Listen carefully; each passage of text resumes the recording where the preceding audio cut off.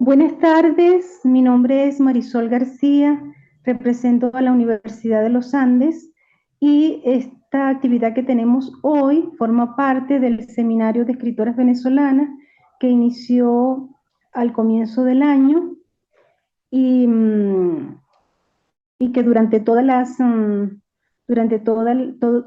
los meses tenemos una actividad asignada para homenajear o hacer un análisis de una obra de una de nuestras escritoras venezolanas. La actividad siempre está organizada por la Fundación Cultural Bordes y la Maestría de Literatura Latinoamericana y del Caribe. Voy a dejar con ustedes a la licenciada Fania Castillo en representación de la Fundación. Gracias, Marisol. Bueno, como lo dijo, represento a la Fundación Borges y también a la Maestría de Literatura, de la cual soy docente.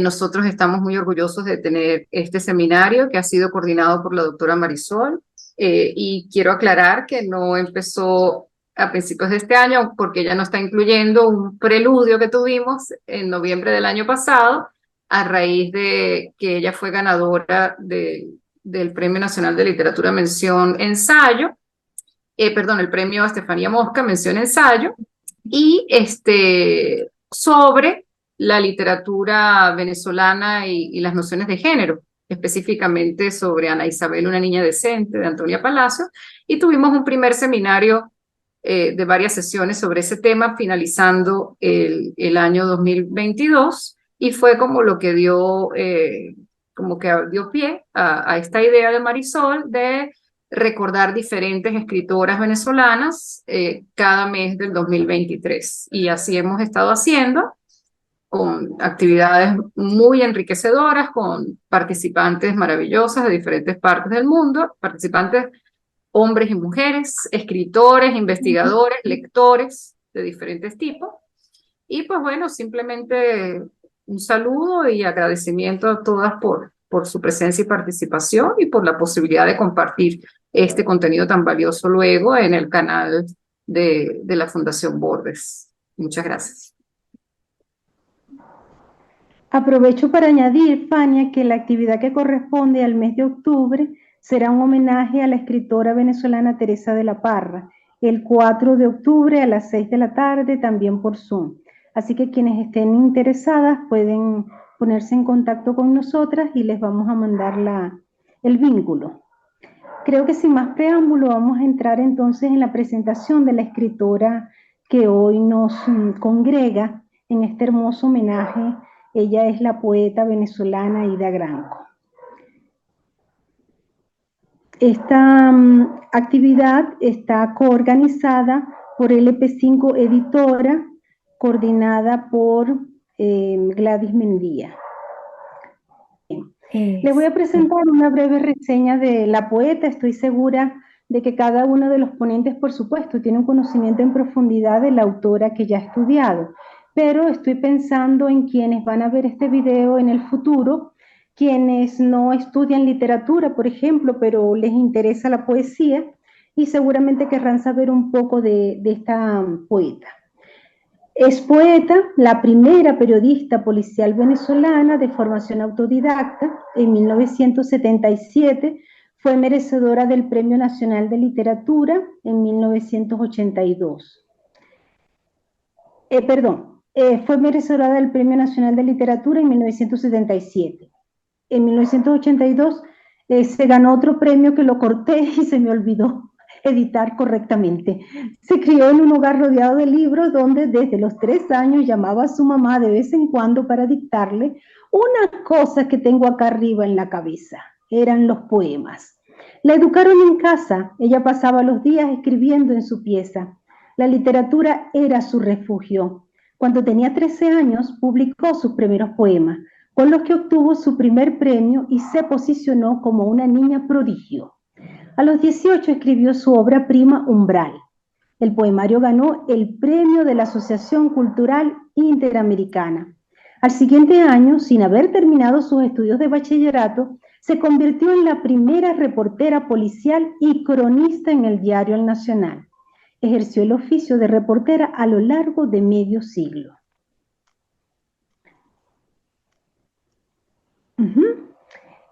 Entrevistó a personajes destacados de la historia venezolana. Colaboró en la Revista Nacional de Cultura durante 16 años. Cumplió funciones diplomáticas como encargada cultural en la Unión Soviética.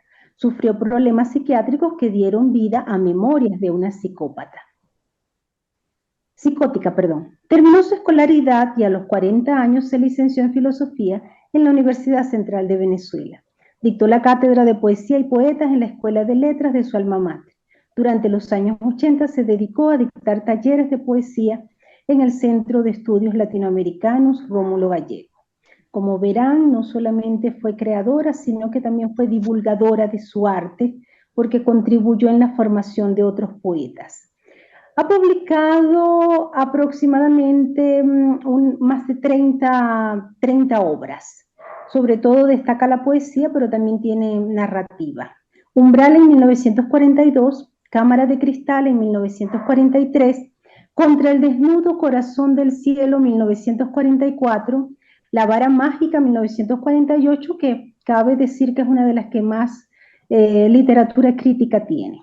Poemas 1952, Poesía y Teatro 1955, María Leonza 1955, Juan Sin Miedo 1956, La Dama y el Oso 1959, Teatro 1961, Poemas de una psicótica 1964, Lo máximo murmura 1965, Sol y Soledades 1966, Preciso y continuo, monografía sobre el pintor Mateo Manaure 1967, El jinete de la brisa, 1967.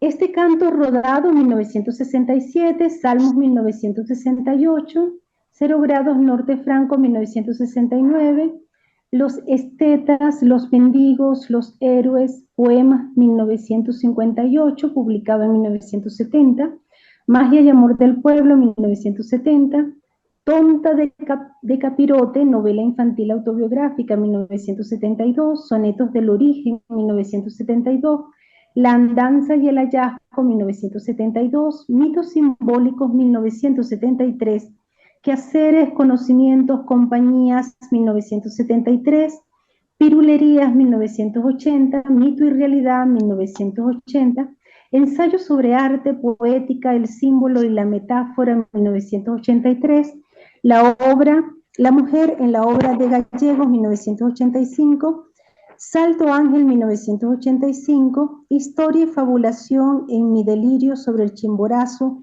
1987, Obras escogidas, 1988, Treno, 1993 y muere en 1994. No nos cabe duda de que Ida realmente se concentró en su oficio y fue muy productiva. A continuación les leeré los premios que obtuvo.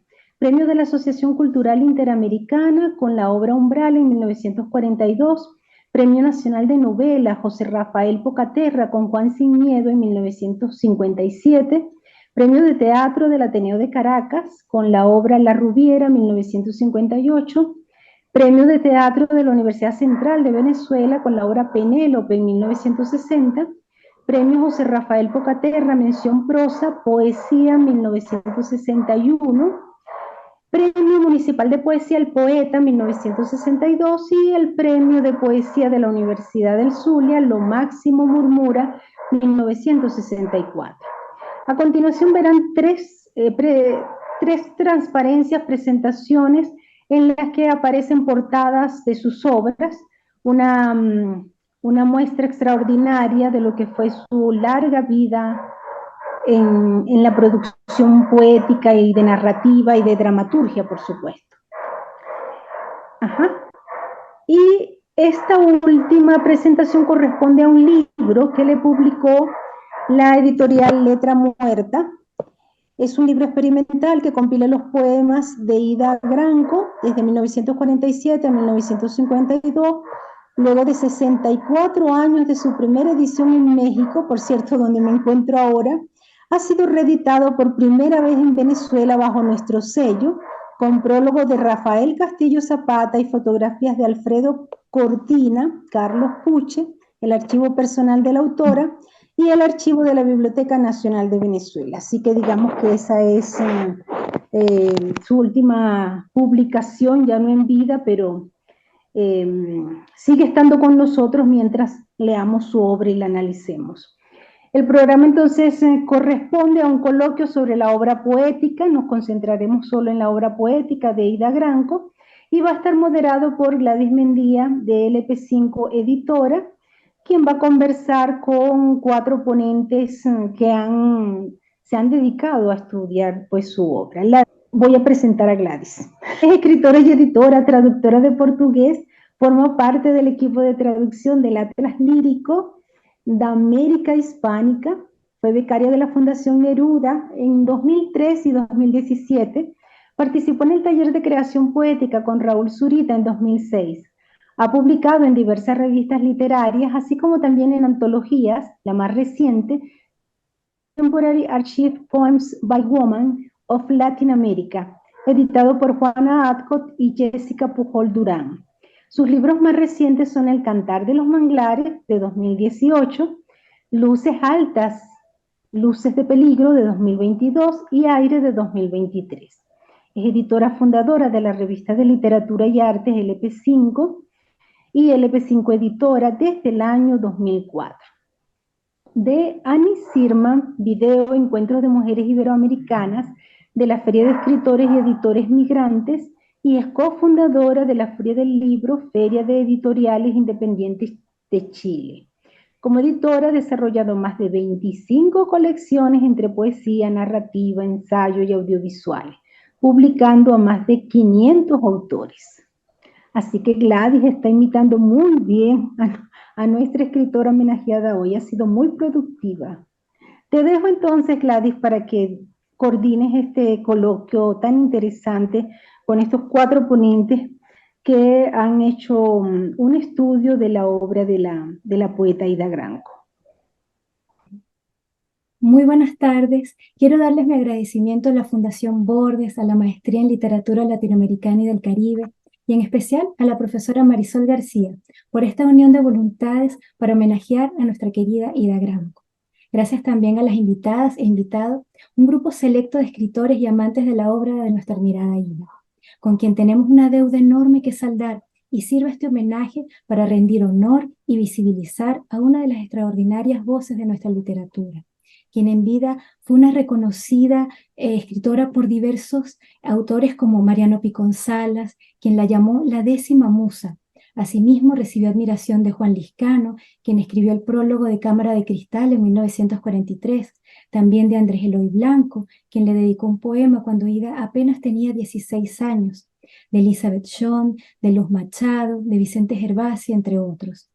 Por ejemplo, el poeta Alfredo Silva Estrada, en el prólogo de sus obras escogidas, dice: «Esta orfebre, este artesano exuberante, este arquitecto del lenguaje, esta tejedora agilísima, trenza y destrenza, entreteje conceptos, pensamientos, sentencias, definiciones primigenias, imágenes, metáforas, símbolos, integrando discursos insólitamente rimados, construcciones únicas dentro del panorama de nuestra más alta poesía». Entonces, pasemos sin más preámbulos a presentar a nuestras invitadas e invitados, quienes nos expondrán sus investigaciones en torno a la vida y obra de Ida Granco. Como primer invitado tenemos al profesor venezolano Rafael Rondón Narváez, quien es escritor e investigador de literatura latinoamericana y artes visuales. Bienvenido, profesor.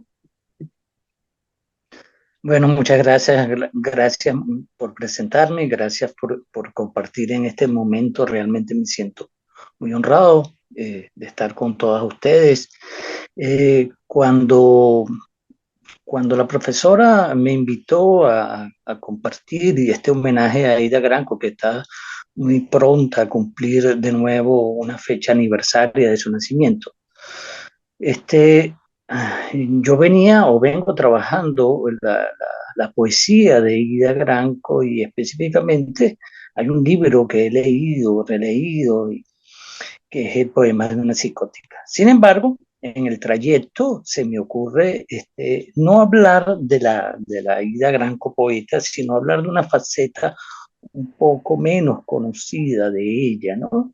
No es que sea desconocida, pero que se vincula además con también una línea de investigación que vengo desarrollando, que es Ida Granco dedicada y escribiendo sobre artes visuales.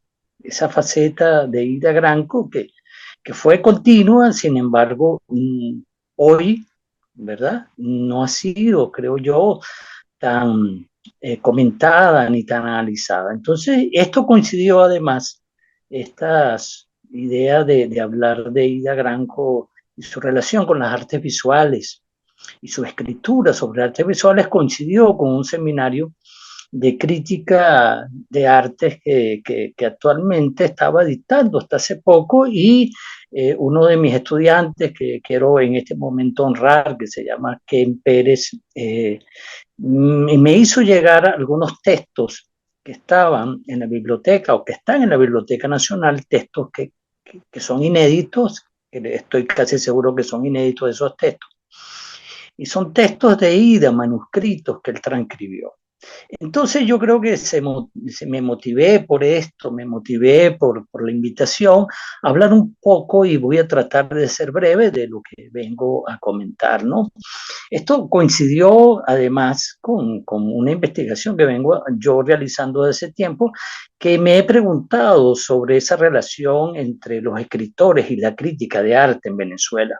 Y ahí en la pantalla, Gladys, gracias, están colocados algunos de los escritores fundamentales, que además son parte importante de la crítica de arte, desde Jesús Semprún a comienzos del siglo XX, pasando por integrantes de la generación del 18 que fueron poetas, como Fernando Paz Castillo, como Enrique Planchar, y alguien plural como Leoncio Martínez, que también perteneció a esta generación, que fueron poetas, pero que se dedicaron a la crítica y al comentario de las artes.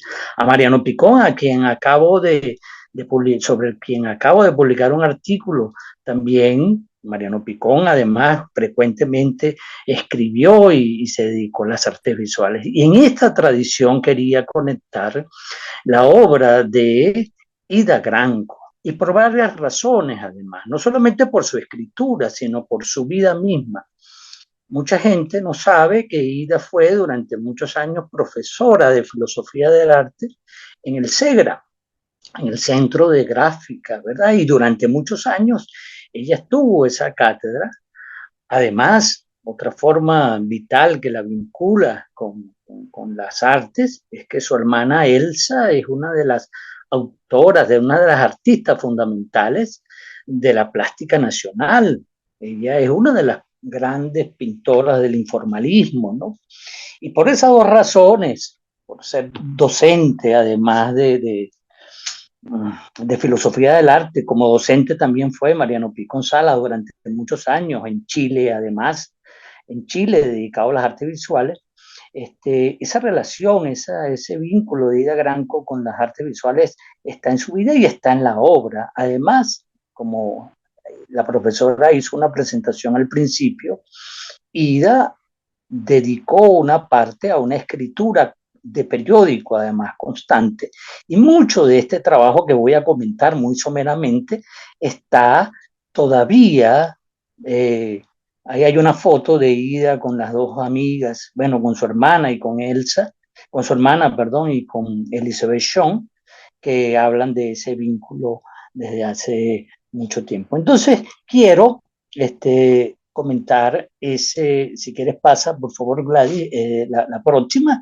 Aquí hay uno de los primeros, bueno, de las primeras imágenes, que es un texto que escribió Ida para esa exposición del SEGRA, que fue la última que se hizo. Ahí hay un texto de Ida donde ella reconoce sus largos años de docente en esa institución, hace un texto bien interesante de lo cual yo quisiera comentar más adelante. En el próximo por favor, en la próxima imagen, quiero resumir más o menos la escritura de Ida Granco a las artes visuales en 3 puntos en la que yo he consultado. En su obra publicada, yo he consultado y además que forma parte, yo creo que fundamental del desarrollo de los acercamientos a las artes visuales, el texto de Preciso y Continuo de Mateo Manaure del año 67. En El Jinete de la Brisa, que es un libro de ensayo en el año 67 también, hay varios textos de Ida Granco, pero hay 3 que están vinculados a la escritura de las artes visuales, uno de ellos dedicado a Feliciano Carballo. Hay un texto también, un catálogo del año 71, que es el libro de Federico Brand, pero hay una cantidad impresionante de textos de Ida que no han sido todavía, yo creo que, comentados o analizados, ¿no? Como le decía, le agradezco a mi estudiante, a mi alumno, a mi amigo Ken Pérez, porque me hizo llegar algunos manuscritos de Ida Granco, que estaban en una carpeta y que él transcribió dedicado a otros artistas, como algunos, por ejemplo, a Gego, a Mercedes Pardo, a Lirio Rodríguez, a Ramón Vázquez Brito, textos que no sé, estoy casi seguro que algunos de ellos no han sido publicados. Además de esto, AICA Internacional, que es la Asociación Internacional de Críticos, ha digitalizado algunos textos de Ida Granco dedicados a las artes visuales y que lo han colocado en internet. Son textos importantes dedicados a Gego, textos además que forman parte de la escritura que hizo Ida constante en los periódicos y que mucho de esos material del periódico hay que recopilar y ordenar, ¿no? Entonces, por ahí están las fuentes principales de los textos de Ida que creo que forman un conjunto interesante, un corpus que hay que volver a estructurar en un libro, y no solamente estructurar un libro, sino ver la importancia que tuvieron y que tiene este desarrollo tanto para la escritura de las artes visuales en el país como para además relacionarla con la obra total de Ida Granco. Esa imagen que está colocada ahí es una imagen importante. Yo aquí quiero reconocer el trabajo de Esteban Grillet y de sus estudiantes de la Universidad Central, que hicieron en 2 tomos estas recopilaciones de materiales importantes para las artes visuales.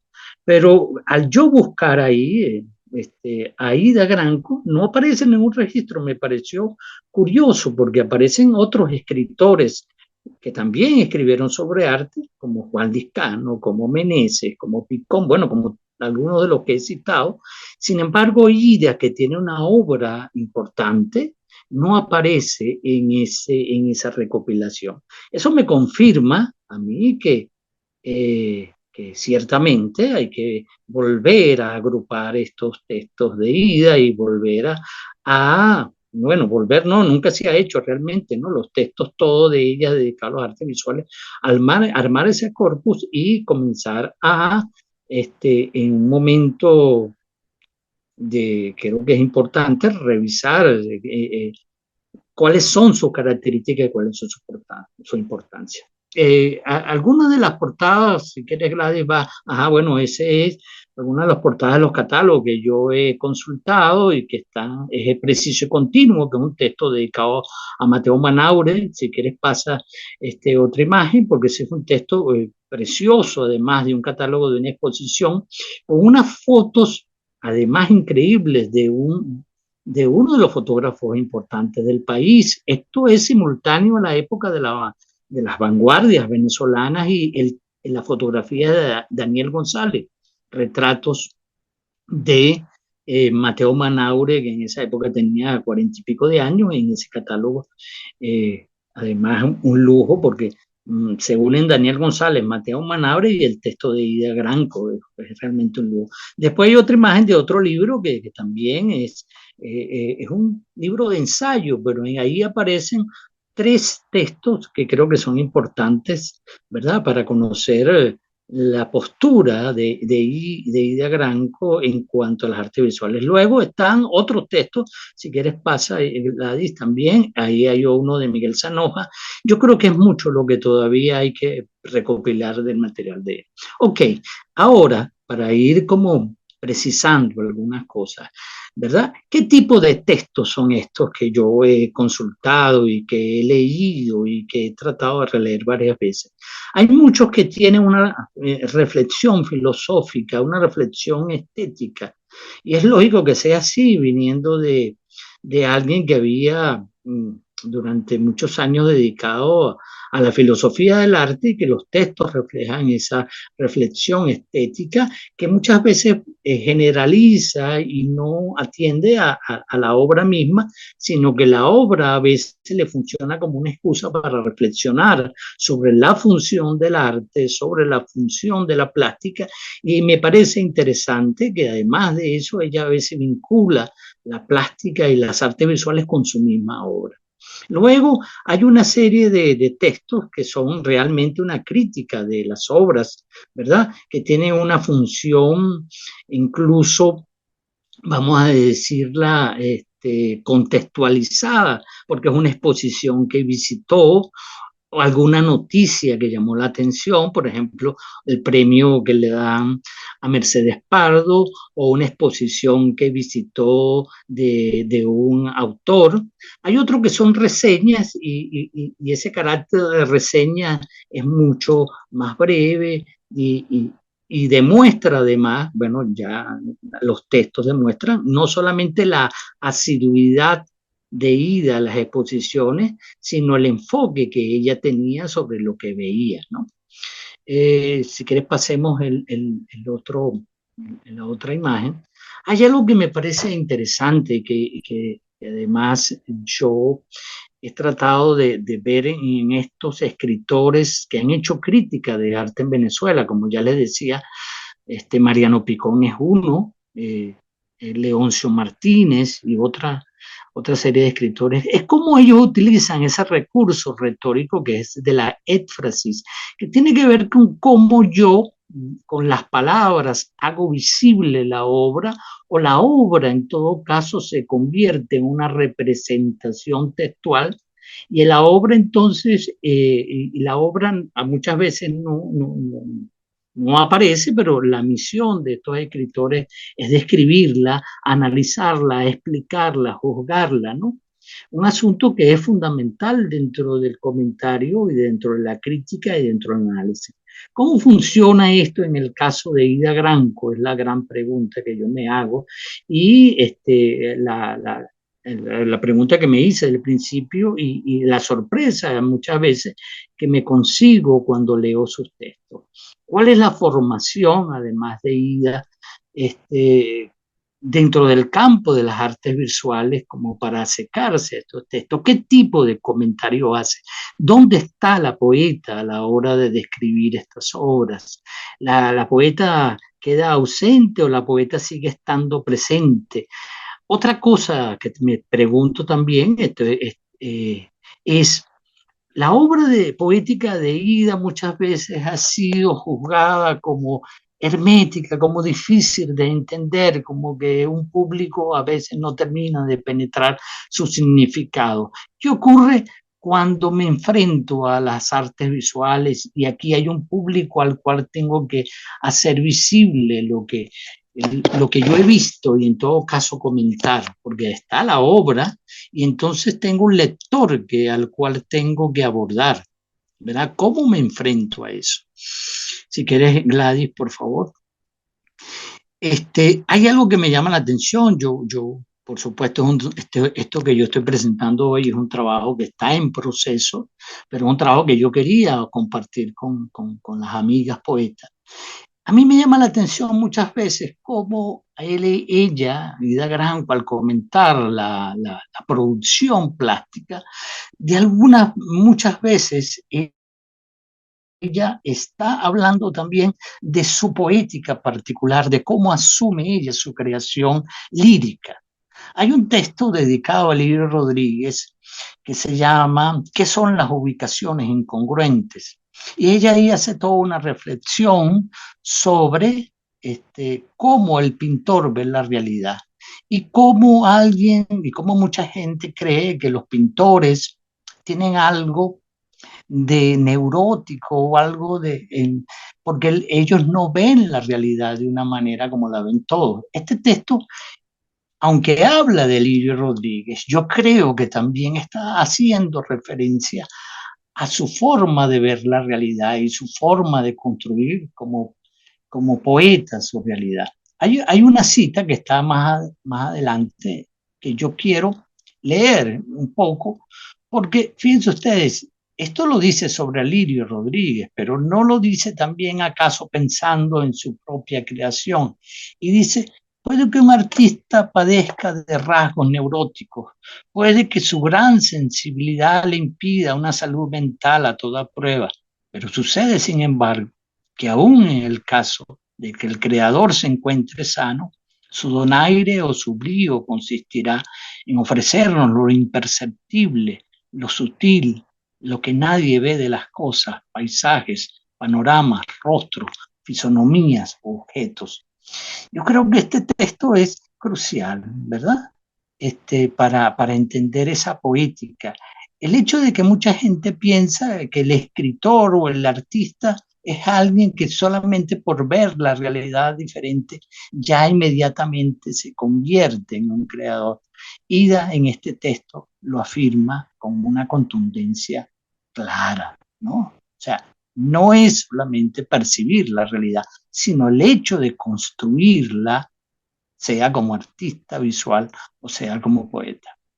Muchas veces Ida, bueno, otra cosa que me ha llamado la atención es cómo ella se enfrenta a los textos y cómo demuestra además que hay un conocimiento plástico, hay un conocimiento que no es el conocimiento naif que puede tener un público errante que va a las exposiciones.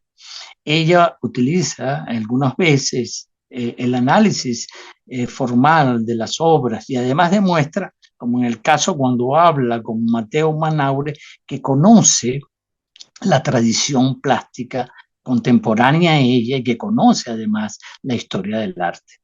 En el próximo texto que yo cito, que está en la próxima imagen, ella cuando habla de Manaure, bueno, es propio de ella hacer reflexiones y también utilizar una impresionante cantidad de imágenes y de metáforas para referirse a la obra, pero a veces ella también va directamente al análisis plástico.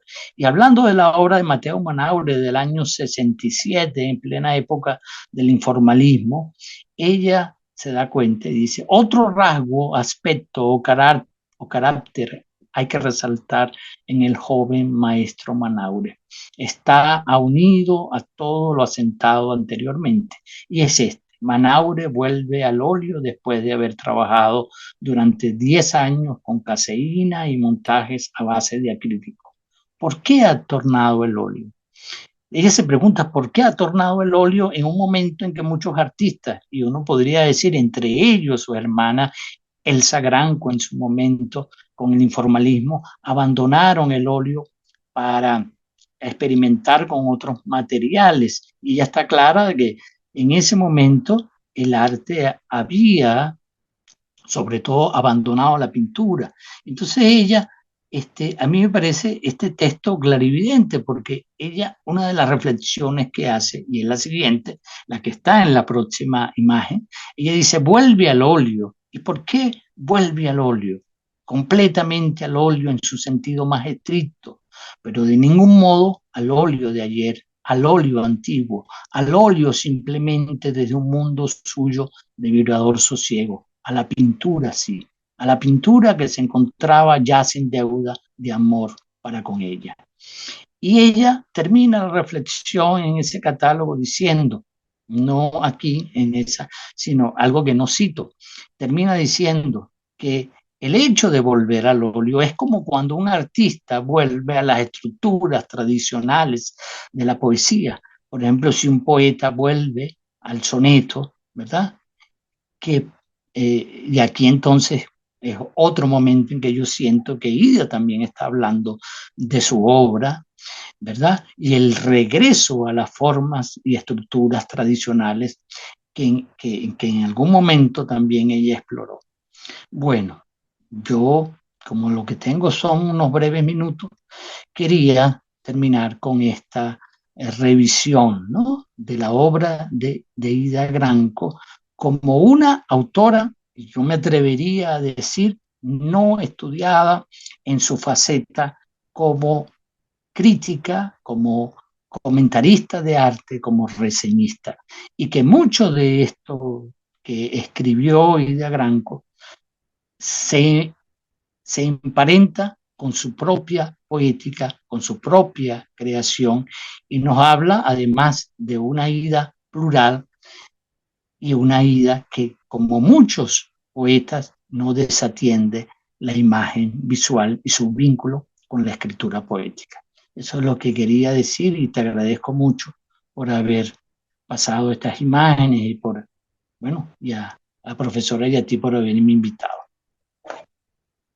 Muy bien, muchas gracias, profesor Rafael Rondón. Increíble todo esto que usted nos ha explicado. Yo no conocía, no había leído, no había tenido oportunidad de leer todas esas reseñas, ¿no?, que ella hizo sobre los artistas. Eh, Realmente Ida es una persona, era una persona multifacética, realmente. Y bueno, continuando con este homenaje, invitamos a Gabriela Kisser. Ella es poeta, profesora y biógrafa venezolana, quien en el año 2010 publica la biografía de Ida Gramco en la Biblioteca Biográfica Venezolana del diario El Nacional. Bienvenida, profesora Gabriela. Muchas gracias, gracias Gladys, profesora Marisol García, a Fania por invitarme a formar parte de este homenaje a Ida Gramco. De verdad me complace mucho estar aquí junto a poetas y profesores que admiro y aprecio. Yo voy a leer dos fragmentos de una reflexión que he venido intentando articular sobre la relación entre poesía, vida y pensamiento en Ida Gramco. Creo que de una manera sorprendente sigo en sintonía con la línea que ha abierto el profesor Rafael Rondón, ¿no? El primer fragmento comienza así. Me voy a permitir comenzar leyendo a manera de preámbulo las primeras líneas de la biografía que escribí para la Biblioteca Biográfica Venezolana del Nacional, editada en el año 2010. Renunciar a lo biográfico, donarse al canto. He aquí uno de los postulados esenciales de la poética de Ida Gramco. Existir, no vivir, apuntó alguna vez. Nos ha costado tanto no ser vida. En el momento en que copié estas palabras de un artículo para El Nacional publicado en 1983 y titulado El Tesoro, no me podía formular con claridad la pregunta que despertaban. Pero hoy, a la vuelta de unos años, creo que puedo hacerlo. ¿Cómo dar cuenta de la vida de una escritora cuyo empeño había sido no vivir, no ser vida? ¿A qué alude Ida Gramco con el término existir? En el canto número 20 de los cantos a Perséfone leemos, voy a leer un fragmento del poema. La diferencia exacta de existir y estar vivo es que se vive aliado con montes y manzanas o se vive sembrando querencia y su cultivo crece mientras transcurren noches, tardes, mañanas. Se vive con la parva y el pan con el olivo. La caricia en los dedos parece de avellanas. El beso es como un barco pequeño con arribo al puerto de los labios, con sus aguas humanas. Pero existir es esto, ser ya definitivo, no poseer gaviotas, girasoles ni granas. La existencia no tiene ya piel. Repito, En aquel momento se me había solicitado el trazo de la vida de una escritora, la secuencia de experiencias, padecimientos, emociones, vicisitudes, lecturas, su biografía. Creo que sabía con inquietud que si en esa puntada que intentaba hilar la vida de Ida Gramco no lograba tocar el hálito, la atmósfera, el latido que la animaba, mi trabajo resultaría vano, se quedaría en la superficie de los días, o más bien de las noches. Recordemos que Ida había invertido su horario. Pero esa fuerza propulsora estaba en su obra, allí donde con hondo esfuerzo existir pasaba por una suerte de sustracción, no ser vida. Ella lo llamó también desvanecimiento de lo personal. En sus palabras, devenimos la otredad o la rosa para obtener un dato puro, una desconocida dimensión. Deseamos disentir de nosotros hasta lo insondable. Es el precio por ser universo, ser irizadamente impersonal o ser tan solo punto de partida. Se trata de sustraer o ampliar la propia vida a cambio de la epifanía del mundo, esa que surge luego de haber ofrecido el corazón a los pájaros, a la flor, al sol. De manera que si la poesía implica aquí una exploración interior, esta solo llega a cumplirse en la desposesión, en el otorgamiento de sí. Como ha señalado Guillermo Sucre, para Ida, su alma tiene que ser el anima mundi o no ser nada, y la prueba de esa como integración ha de estar en la veracidad de la palabra. De allí el rigor formal, su cercanía a los moldes clásicos que la adiestraron en tantas mañanas de lectura, sin que por ello perdiera fluidez su aliento copioso y expansivo, ese dar confiadamente la voz, y de allí que la donación de sí misma se haga festiva por lo que el alma gana en astro, nube, cáliz, por lo que puede contemplar más allá de sí misma. Les leo ahora el segundo fragmento. En varias de las entrevistas que dio en el transcurso de su vida, Ida Gramco afirmó que desde la elaboración y publicación de sus primeros poemarios, ella había utilizado la escritura de artículos periodísticos para depurar la prosa y ganar una visión profunda de todo lo que compete a la creación. Si bien esta labor periodística comenzó a mediados de los años 40 con entrevistas a diversos escritores y artistas venezolanos, es a finales de esta década, a su regreso de Moscú, cuando se inició su trabajo, ya no solo como reportera, sino como articulista del Nacional y de diversas revistas. Desde ese momento hasta su muerte, salvando la brecha de la década de los años 60, en que se desencadenó su enfermedad psíquica, Ida Gramco, a la par de su obra poética, fue desplegando y ahondando una reflexión sobre la poesía y el arte que implica una serie de caminos a explorar, entre otros, la posibilidad de pensar la poesía, el arte, la vivencia del hecho creador, como experiencia espiritual y psíquica. Lo psíquico, palabras de Ida, todo lo penetra, porque es el modo de vivir, de responder ante lo que nos circunda desde nuestro horizonte de verdad. Lo formal es solo una consecuencia, pero eso sí, una verdadera consecuencia. En una de sus disertaciones en torno a la vinculación inusitada, inédita, entre el poema y el cuento infantil, Ida los contempla a ambos como liberación del mundo establecido, rutinario, interpretado. Liberación de la palabra manoseada y trajinada, y revelación de un mundo elemental, mágico, intocado. Solo que si el cuento, dice ella, va de puntillas y hace de ese mundo evasión y refugio, Toca al poeta no solo constatarlo como espacio abierto e intemperie, no solo trabajar con su desmesura y material fáustico, sino otorgarle ritmo, conciencia y estructura.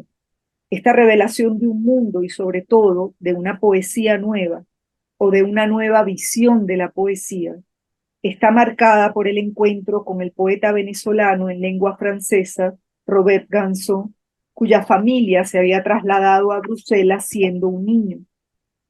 Ida lo conoció en París, en una de las escalas del viaje a Moscú, y a partir de este encuentro empieza a pensar y a concebir el acto poético como la fijación de una zona espiritual, un sitio antigeográfico pero manifiesto y material, en sus palabras, en el que el hombre y la naturaleza, el hombre y el mundo se entremezclan en pasión, síntesis y sosiego verbal.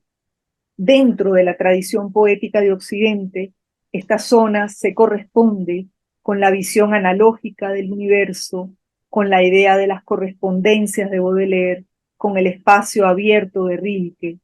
Es la visión de la realidad como una suerte de totalidad sin límites, como una unidad viviente y animada por una suerte de dinamismo cósmico, de ritmo que origina un movimiento de relación continua en el que se acoplan y entrelazan rítmicamente seres y mundos, lo finito y lo infinito, lo orgánico y lo inerte, lo material y lo pensante, lo vegetal y lo sensible, lo universal y lo singular, etc. El punto para Ida Gramco estaría en la conciencia cada vez mayor que de esto debe ganar el poeta. De Ganso toma la fe y la confianza en la palabra para extraer del caos una realidad enigmática y avasalladora, la renuncia a lo sentimental, a lo anímico y subjetivo, la capacidad de silenciar el yo en el poema abre la posibilidad de conjugarlo con lo otro desde una emoción serena. Ida Gramco advierte que en todo poeta alienta una búsqueda de unidad que se da como percepción, intuición, sentimiento o sensación de ese movimiento, de esos vínculos, de ese ritmo al que he aludido.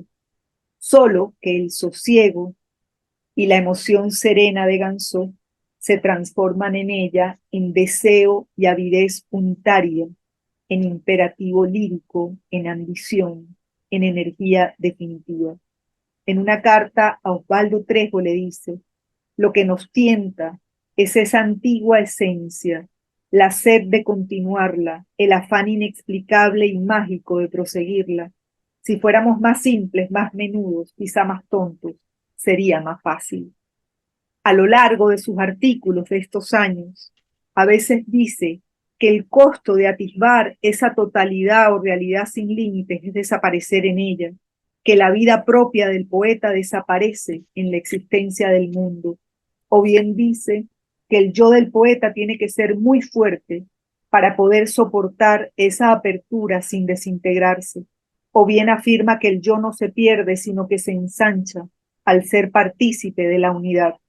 Ese yo expandido es el que la incorpora e intenta aclarar su verdad. En cualquier caso, la tarea del poeta sería penetrar en esa totalidad misteriosa, recóndita, e irla desentrañando, dilucidando, a través de su incorporación a los distintos semblantes de lo real.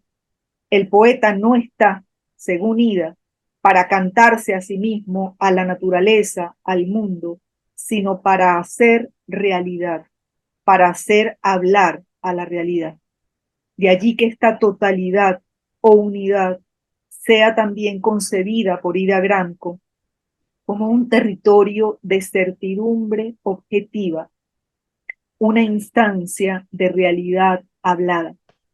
Hacer hablar a la realidad implica pensar en la posibilidad de un lenguaje exacto, en una exactitud lírica. Implica la abolición de la distancia entre la palabra y la cosa, implica volver al carácter originario, mágico, misterioso, concreto, fuerte de la palabra.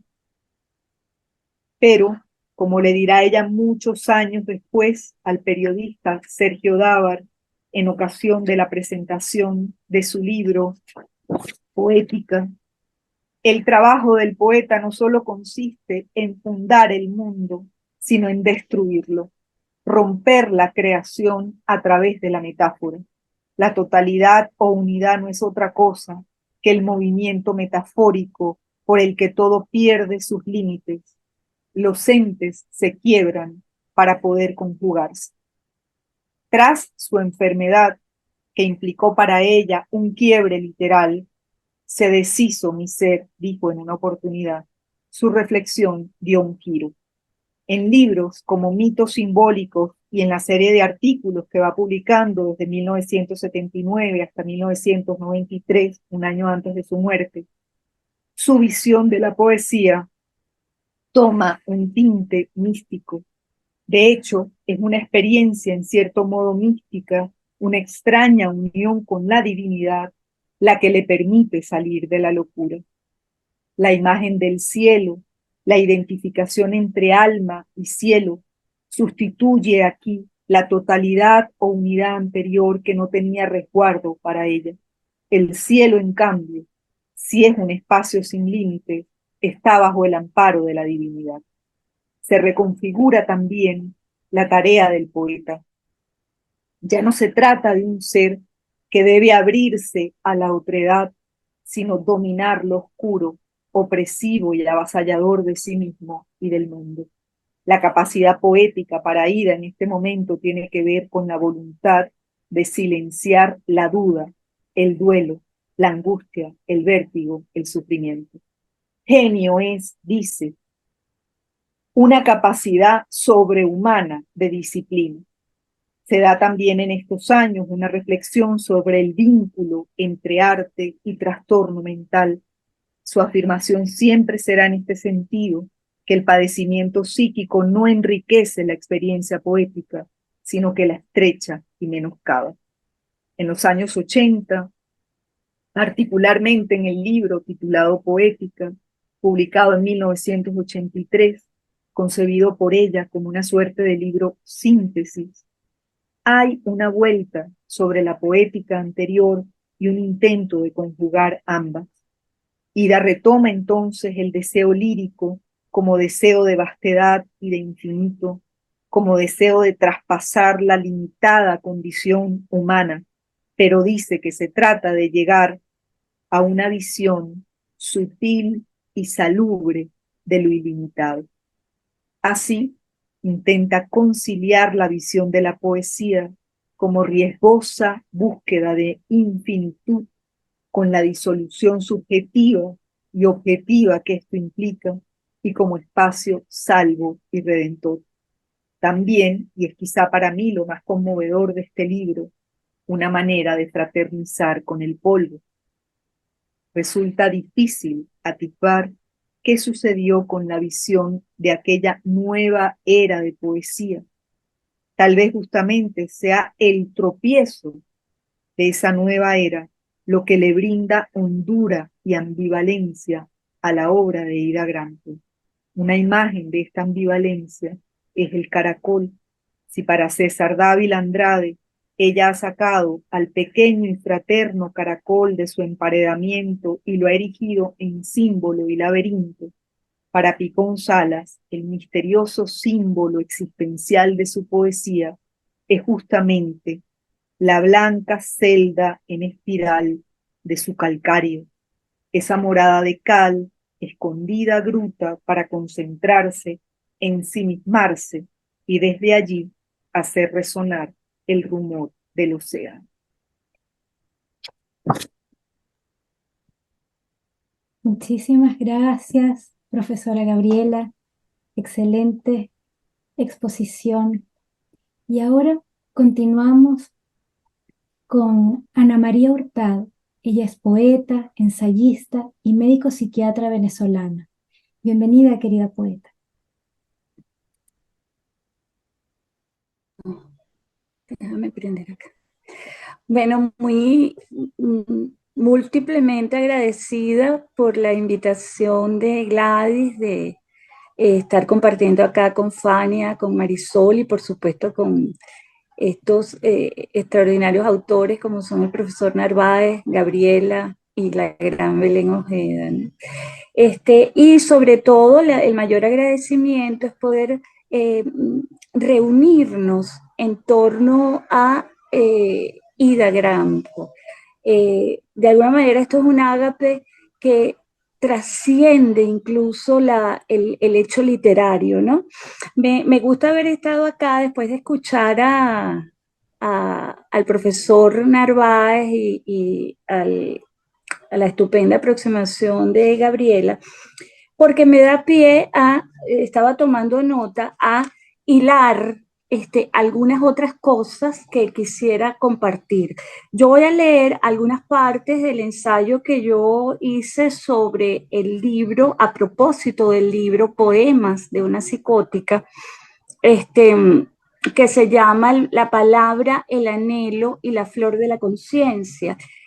Pero quiero de alguna manera hacer algunos comentarios adicionales, porque precisamente tiene que ver con ese espíritu de Ida Grampo, que es un espíritu caleidoscópico, multifacético, ¿no? Muy rico. O sea, es un intelecto, un alma y un espíritu profundamente trabajado, enriquecido, ¿no? O sea, es como enfrentarse a Ida es un verdadero reto, ¿no? Uno nunca puede pensar ni que la puede agotar siquiera, porque yo siento tengo la impresión de que Ida Grampo es una de esos autores inagotables.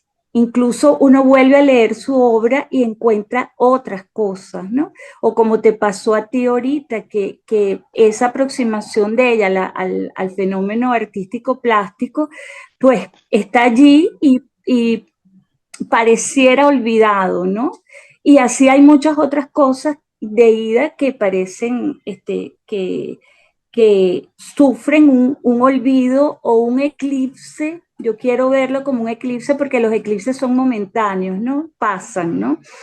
Y muy injusto porque Ida es una de nuestras grandes poetas y digo nuestra, de la lengua española, no solo como un fenómeno circunscrito a Venezuela o a Hispanoamérica, sino un fenómeno universal. Yo la considero una poeta mayor, además por su extensa obra que abarca tantos otros géneros. Creo que cumple muchas de las premisas de un autor universal, además por los temas que toca, ¿no?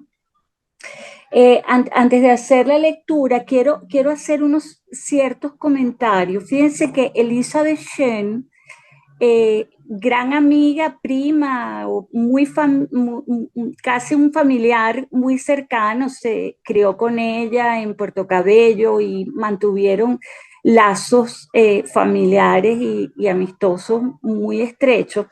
Ella tiene un artículo muy bello que se llama El jardín místico en Ida Grampo, y quiero partir de allí, de la metáfora del jardín, que es tan importante en Ida Grampo.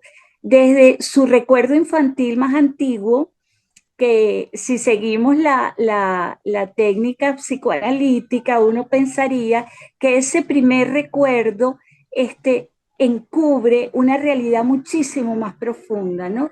Eso que es el recuerdo infantil de Ida Grampo es ese nacimiento del lirio, que ella lo siente como un golpe en la cabeza y que le pide a la tía o a la mamá que le traduzca, que lo escriba, ¿no? Ese impulso hacia convertir una experiencia que cabalga entre lo externo y lo interno, que lo convierta en palabra. Yo creo que ese recuerdo infantil ya nos da un anuncio de lo que va a ser Ida Grampo, ¿no? Entonces, en el sentido de la metáfora del jardín, que ya comienza con el primer recuerdo, con el recuerdo más antiguo, está algo que cita aquí Elizabeth Shane, ¿no? Ella dice en el libro Umbral, que valga decir que lo publica cuando tiene 12 años, es una de los casos de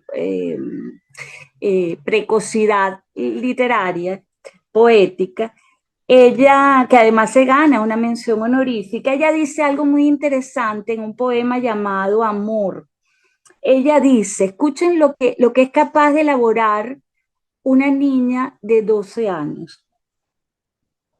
Y el alma se alarga como un cesto presintiendo el jardín, presintiendo el jardín. Yo creo que esa es una de las de los versos, de las frases más profundas, donde uno se puede quedar allí nadando, flotas y sigues, porque es tiene una capacidad de evocación intensísima, ¿no? El alma se alarga como un cesto, ya da la sensación de que el alma no está rígida o está constreñida, sino que ella se va alargando, hay una dinámica de alargarse e ir a tocar lo que aparentemente está afuera, que es el jardín, que ella presiente. O sea, cada palabra en esta frase dice muchísimo de lo que va a ser la producción poética de Ida Granco, ¿no? Presintiendo el jardín. Y el jardín va a ser una de esas imágenes importantísimas en ella, como una especie de topos, ¿no? Un lugar que está a medio camino, como el alma, que se alarga y presiente el jardín. El jardín está a medio camino entre la interioridad y lo exterior extenso, como es un poco esos, vamos a llamarlo fetiches, entre comillas, de el alma de Ida, que es lo extenso, ¿no? O sea, la idea de que algo va extendiéndose y se alarga y se expande hasta alcanzar algo que no tiene límites. Ese jardín va de lo inmediato de aquel lirio que la golpea cuando brota hasta el cosmos como una realidad cósmica. Adicionalmente a esto que nos recuerda Elizabeth Shane como ese punto fundamental de Ida, de hecho lo llama a ese ensayo el jardín místico. Quiero leer algo que aparece en este libro, que es casi una plaqueta extraordinaria que publicaron en el año 58, el Instituto Pedagógico, sin mal no recuerdo, que se llama Los estetas, los mendigos y los héroes, ¿no? Entonces, fíjense qué interesante, porque aquí creo yo, y quisiera establecer un diálogo con la ponencia del profesor en relación al fenómeno artístico. Fíjense lo que dice Ida en uno de los poemas, que son poemas en prosa, o prosa poética. Una oscura función, fíjense, una oscura función de inmensidad ha permitido ese jardín. El puro ser tiene necesidad de un heliotropo, espejillos deformes, violáceos, donde la fuerza pide enigma. De nuevo, me pasa esto con Ida, que cada palabra es un cosmos, es una creadora de cosmos, una hacedora, y en un sentido muy profundo ejerce el oficio del poeta, que es el oficio de hacedor, la poiesis, ¿no? La oscura función de inmensidad ha permitido ese jardín. Yo creo ver, porque aquí hay que, uno se aproxima como con temor, o al menos yo lo hago así. Uno cree ver que esa oscura función de inmensidad no nace en el afuera, sino que es una función interna que le permite a ella conectarse con la inmensidad del jardín, y que la inmensidad del jardín es la producción simbólica del hombre, ¿no? El jardín como metáfora, que es lo que ella, ahorita lo dijo Gabriela maravillosamente, que es como la metáfora rompe el mundo, ¿no? O sea, es una interpretación muy interesante, ¿no? Entonces, en ese jardín, ella va a encontrar tanto el fenómeno literario, escritural, como el fenómeno plástico, porque es un fenómeno de la oscura función de inmensidad. Eso a mí me encanta, la oscura función de inmensidad, porque de alguna manera la conecta a ella con el arquetipo de Penélope, que incluso a ella se la llama, creo que es Liscano, le dice que es nuestra Penélope, ¿no? Porque es la doncella del inframundo. La Penélope es la doncella que baja al inframundo y tiene la capacidad de bajar y subir, baja la oscura inmensidad y sube con el cesto lleno de cosas que encontró en el inframundo. Y ese cesto de cosas, ahí hay palabras, que es el instrumento fundamental de Ida, ¿no? Fíjense lo que ella sigue, ¿no? Dos párrafos después. Tienes, hacedor de guirnaldas, toda una aspiración como una urdimbre, hacedor de guirnaldas, hacedor de guirnaldas. Otra vez, la idea del jardín, la idea de la flor, la idea del hacedor y el que une mundos, el que une diversos aspectos, ¿no? Sobre la flor que alarga, arrebujando su agonía, tú tienes ese cesto. Vea cómo ella vuelve a la imagen original de los 12 años. Tú tienes ese cesto, ese respiro como una nueva forma de reunir lo que se disemina. Reunir lo que se disemina. Aquí quiero ahora irme a leer algunos de los párrafos del ensayo sobre, a propósito del libro Poemas de una psicótica, porque en eso de reunir,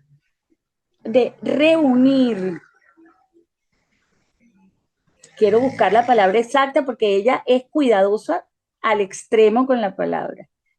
Lo que se disemina. Creo que allí está una de las funciones para las cuales ella utiliza la palabra, que es reunir sus fracturas, ¿no? Muy interesante lo que ella plantea, porque además no solo que lo vivo como profesional de la psiquiatría, sino que siempre intento atacar esa visión un poco romántica, entre comillas, de la locura como fuente de la poesía o la enfermedad mental como fuente de la poesía. Puede ser fuente en el sentido de imágenes, pero no es constructora, no es hacedora, ¿no? Que es un poco lo que ella dice allí, ¿no? No, es a pesar de la psicosis que Ida escribe. Y escribe porque ella ha estado todo el tiempo formando ese cesto, tejiendo el cesto, porque si no el cesto se hubiera roto y no hubiera sido capaz de contener el fenómeno poético que se expande a todo el jardín de lo que es la creación humana. Entonces, en ese sentido, cuando ella hace una especie de epígrafe de su libro Poemas de una psicótica, ella dice que da gracias porque aún en la enfermedad, ¿no? Ella siguió siendo poeta. Me alegra saber que aún durante el sufrimiento de mi enfermedad yo continué siendo poeta. Eso es lo que le permite escribir el libro, cuyo título se presta a confusión. Incluso Ludovico Silva en algún momento dijo, pero ¿qué poemas de una psicótica? Eso no es porque una psicótica no es capaz de escribir como escribe, como está estructurado, con esa arquitectura formal de la palabra. Una psicótica no puede escribirlo. Y tiene razón Ludovico, lo que pasa es que el mismo título es una metáfora. Ella lo escribe a posteriori de su psicosis y está utilizando, voy a seguir utilizando la metáfora del cesto para penetrar y contener su oscura inmensidad, ¿no? Entonces, voy a leer algunos párrafo porque sé que no nos alcanzaría la lectura del prólogo del libro de la editorial Diosa Blanca. Quiero hacer hincapié que yo transcribí el libro, un pequeño libro de una edición perdida del año 64, y transcribirlo para mí fue una experiencia casi que mediúmnica. Estaba yo un poco canalizando la energía literaria de, así me sentía, o sea, terminé metida desde el inframundo donde me lleva Ida en los primeros capítulos, hasta esa sensación de la flor de la conciencia que se abre como un loto, ¿no? O sea, esa fue una experiencia para mí fundamental. Entonces, yo diría aquí, la palabra en Ida es el espacio donde confluye su poderoso y a la vez delicado mundo íntimo con la vida en términos de pálpito universal. Esto también es importante en Ida, y me encanta que ya lo adelantó Gabriela, que no es lo anecdótico. Ella apunta hacia lo universal, hacia la disolución del yo en algo mucho mayor. Ida, con su inmenso pulso creador, intenta, a través de la articulación de la palabra, transformar lo efímero en eterno y trascendente. Y una vez, perdón, y una vez que ha intentado asir lo perdurable, verifica la reaparición de la amenaza permanente de la pérdida. Esto también lo menciona mucho Elizabeth Shen, con esa especie de deseo que a través de la palabra pueda recobrar lo que se ha perdido, ¿no? O sea, como una especie de estrategia última para recobrar lo que se nos escapa, ¿no? El lirio aquel que se escapa en el jardín. Entonces, afirmaba, cosa que ya dijo Gabriela, existir, no vivir.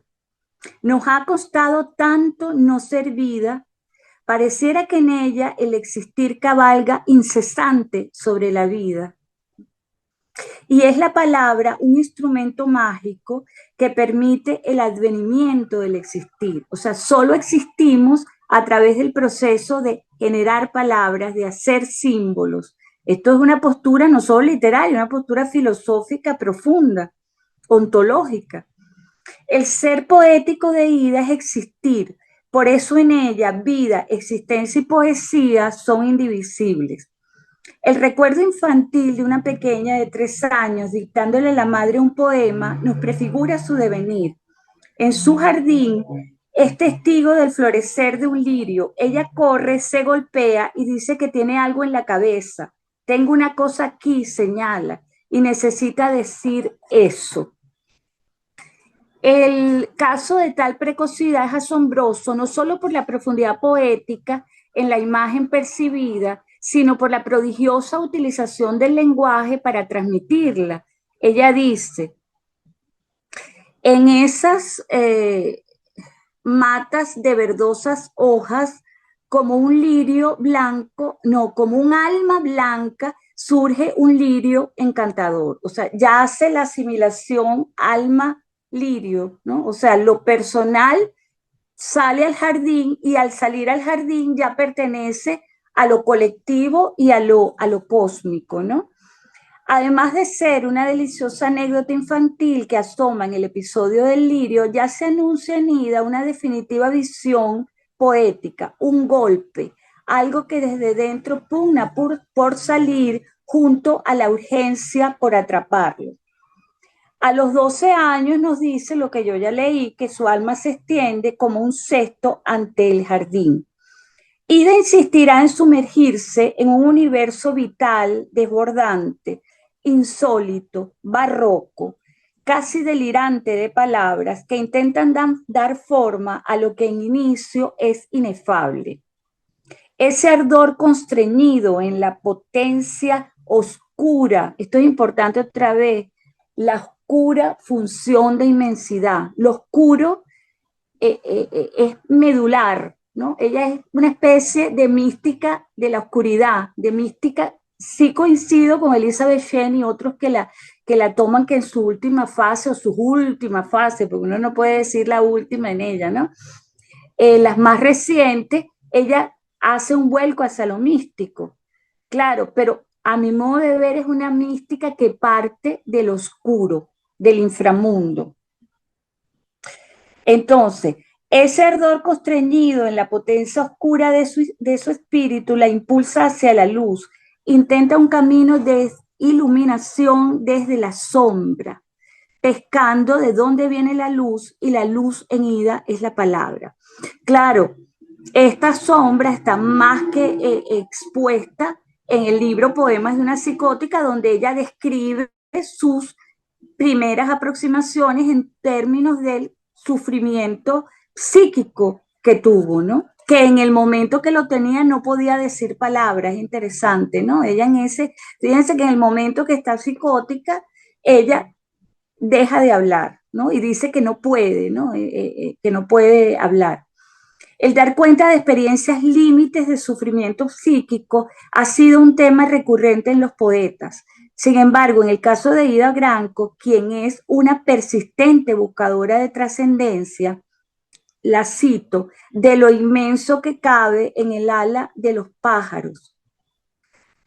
Fin de la cita. Su experiencia psicótica se convierte también en un camino para llegar a la expansión de la conciencia. Por eso es que pongo la palabra el anhelo y la flor de la conciencia como metáfora de esa especie de unidad, de buscar dentro de la multiplicidad de fenómenos en los que nosotros estamos sumergidos desde el adentro y en el afuera, si es que eso se puede dividir así, tratar de encontrar la unidad. Y en eso es donde Ida ve la trascendencia. Y la unidad es a través de su instrumento mágico, que es la palabra, ¿no? Entonces, en otro aparte digo, sin embargo, su misticismo es oscuro e inquietante, emparentado en sus raíces con Teresa de Ávila, con influencias de William Blake, de Arthur Rimbaud, del Conde de Lautréamont y de Rilke. Para Ida, la vivencia poética no es un fenómeno intelectivo personal ni anecdótico, aunque se valga de la utilización desmesurada del lenguaje, rebosante de imágenes, metáforas y numerosos recursos técnicos. Su poesía no solo es medio de expresión, sino un instrumento de interpretación y aprehensión del mundo en su totalidad. La palabra está al servicio de la visión, de la expansión de la conciencia y de la búsqueda de lo inefable.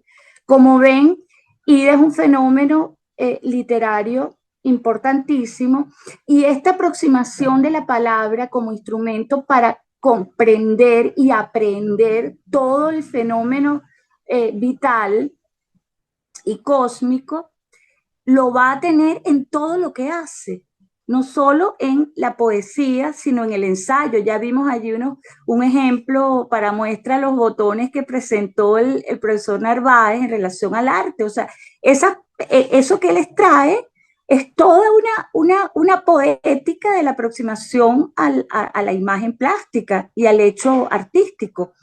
Asimismo, sus ensayos, su crítica y su dramaturgia, que por cierto voy a hacer una cuñita, estamos tratando en Diosa Blanca en combinación con la máquina teatro del director José Tomás Angola, tratar de llevar algunas de las obras de teatro de Ida y publicarlas, ¿no? Que es otro mundo también que está amenazado de olvido, ¿no? La potencia en la dramaturgia de ella. Entonces, la experiencia psicótica de Ida, transcrita en clave poética en el libro Poemas de una psicótica, nos coloca como espectadores de un proceso creador avasallante. Aquí quiero establecer eso que yo veo en el libro, que los invito a que lo lean, es un libro extraordinario, donde ella va haciendo progresivamente una descripción de su mundo interno, pero con una maestría y una genialidad. A su vez va haciendo una especie de periplo de cómo se crea. Es interesantísimo, del proceso creador. Yo en alguna parte aquí, no me acuerdo en dónde, digo que así como Heidegger dice que Hölderlin es el poeta de la poesía, yo, imagínense usted, me atrevo a decir que Ida es la poeta del proceso creador. Ella nos muestra cómo se crea en su interioridad la poesía, ¿no? Entonces, esto se ve mucho aquí y cabalga sobre el acontecimiento psicótico. Entonces va desde Diablos, que es lo primero, que es casi un mundo preverbal, vegetal, inmediato, instintivo, hasta por un periplo que va desde de los diablos, el ángel, lo máximo murmura, etcétera, etcétera, hasta alcanzar un fenómeno que es el de la amplitud de la conciencia, la amplificación de la conciencia y la unidad, donde aquel primer desborde delirante, no caótico, porque ahí no hay caos, ahí hay una rigurosidad extrema, más bien, ¿no? En su arquitectura verbal, pero va de un mundo avasallante de palabras y de imágenes, con una enorme capacidad de crear imágenes, incluso inquietantes, porque le hablan a uno directamente al inconsciente. Son imágenes que salen de la oscura función de inmensidad, ¿no? Que tenemos todos, ¿no? Y de esos primeros tres capítulos del libro o partes del libro, va a pasar curiosamente a otra forma, a una forma que se va verticalizando. Miren qué inteligente es ella. Ella va de lo horizontal a lo vertical. En los últimos tres libros, Lo máximo murmura, comienza con esa oración que es extraordinaria. Espérenme un momentito. Casi silencios. Y la plegaria, comienza con la plegaria. Allí se sosiega, es como una invocación, cuando ya ha salido de aquel universo preverbal que ha tratado de aproximarse al fenómeno lingüístico, al fenómeno verbal y al fenómeno simbólico.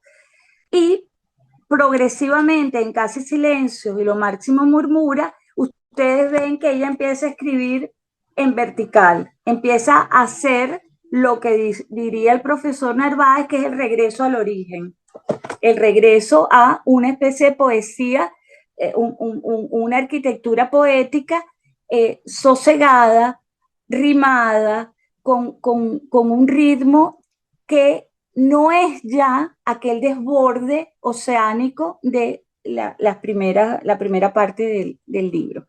Entonces, creo que lo que tú estás haciendo, Gladys, y la posibilidad de tu editorial de poder acercarse a los 100 años de este fenómeno que se llama Ida Gramco y del cual todos estamos orgullosos una vez que lo conocemos y que tenemos que conocerla para amarla, creo que es una gesta casi que heroica. Y voy a agregar, no solo por la poeta que es, sino porque es mujer. No es que tenga un sesgo feminista, pero sí creo que las creadoras, las poetas en este país, y creo que en general en Hispanoamérica, tienden a estar como a la saga, ¿no? O sea, tienden a estar, ustedes ven que hacen de repente en Europa, en España hacen una antología, y en la antología siempre usted va a encontrar a Cadenas, a Eugenio Montejo, a Rafael Arraiz, etcétera, pero no va a encontrar a una Ida Gramco, a una Elizabeth Shen, a una Hani Ossoff. Entonces creo que nuestro deber es rescatar y mostrar esta oscura inmensidad que nos permite acercarnos al jardín. Bueno, no sé si me pasé y hablé mucho. Me disculpa. Excelente, no, excelente. Muchísimas gracias, Ana María. Maravilloso todo lo que has comentado, lo que has expuesto. Y bueno, sí, pues nos estamos preparando para celebrar los 100 años de su nacimiento en el 2024. Hay también un premio internacional de poesía joven a todos aquellos jóvenes entre 18 y 25 años. Están invitados a participar de este primer premio y es una manera, ¿no? de que las nuevas generaciones la conozcan, la lean y bueno, y está preparada también, entre otras sorpresas, pues la publicación de su obra, de su poesía reunida. Y bueno, poco a poco iremos comentando todas las sorpresas que se vienen para conmemorar, celebrar y visibilizar a esta inmensa escritora, ser humano. Bueno, podríamos hablar horas de la Ida educadora, de la Ida filósofa, de la Ida mística, de la Ida que da cuenta de los mitos, las fábulas, las leyendas venezolanas, las tradiciones venezolanas, en fin, ¿no? Entonces, bueno, vamos a seguir este homenaje con Belén Ojeda. Ella es escritora, traductora, música venezolana, quien fue también alumna de Ida y amiga de Ida. Bienvenida, querida Belén. Buenas noches ya desde Caracas. Bueno, ante todo agradecer muchísimo por esta invitación a la maestría de la Universidad de los Andes, a la profesora Marisol García, a la Fundación Cultural Bordes, a la editorial LP5 y a Gladys Mendía, quien además me ayudará a mostrar la presentación que quiero compartir con ustedes. Y bueno, ha sido una maravilla escuchar al profesor Rondón, a Gabriela Kisser y a Ana María Hurtado. Muchísimas gracias. Agradezco muchísimo esas hermosísimas ponencias que han hecho. Yo voy a hablar de un aspecto muy puntual de Poemas de una psicótica, pero antes voy a la lámina, no, esa, gracias Gladys, muchísimas gracias por este apoyo. Sí, Poemas de una psicótica estuvo, Ida ya padeció, se le reveló la psicosis en el año 58, la crisis de la enfermedad, hasta el año 64. Ya parece que era una vieja dolencia. Tenía apenas 34 años cuando apareció esta crisis de la enfermedad. Vamos a pasar a la próxima lámina, gracias.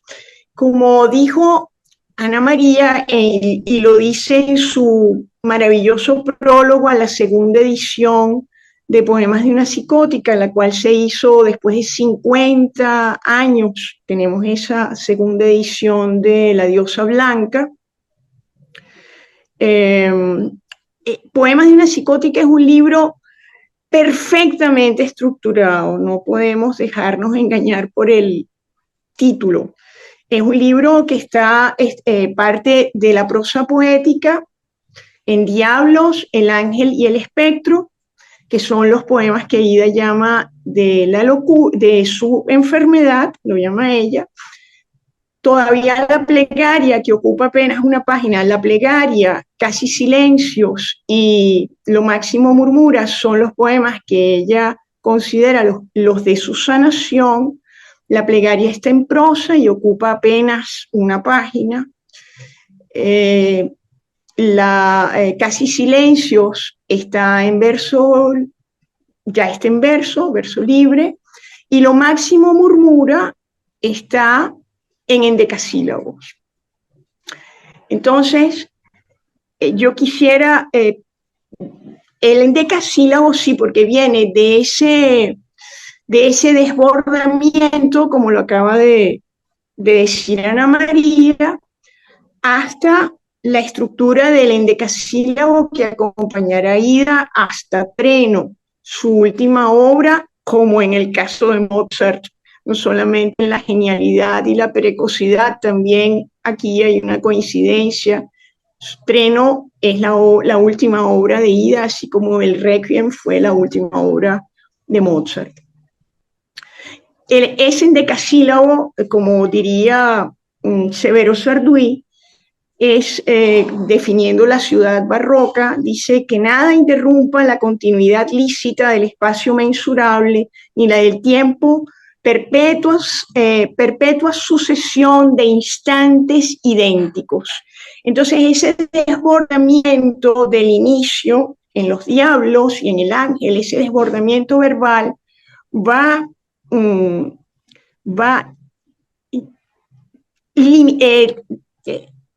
esa búsqueda de lo infinito, además, una contención, hay un límite de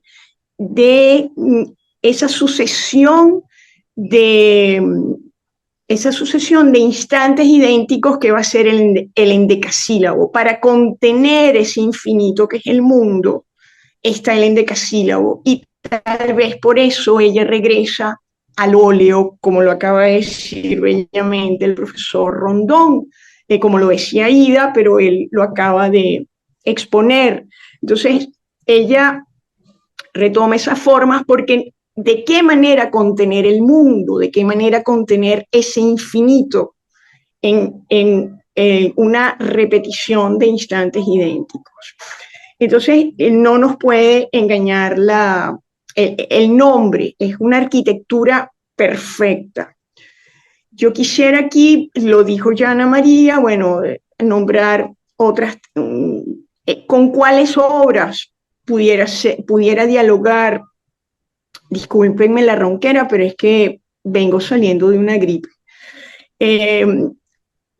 Esta obra, ¿con cuáles obras pudiera dialogar o estar inscrita esta obra dentro de una tradición de otras, dentro de una tradición?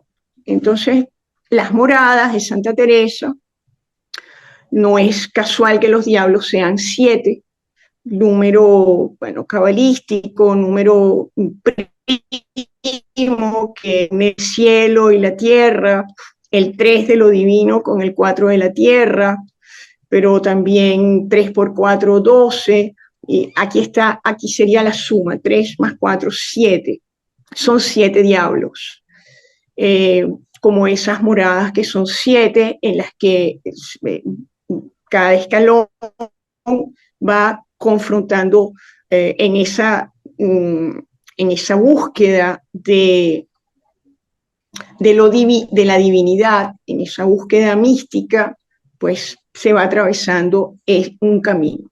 Otra obra con la que pudiera dialogar, ella, yo no recuerdo ahorita si era su bisabuela, ¿no? La institutriz Gabriela nos puede dar precisión.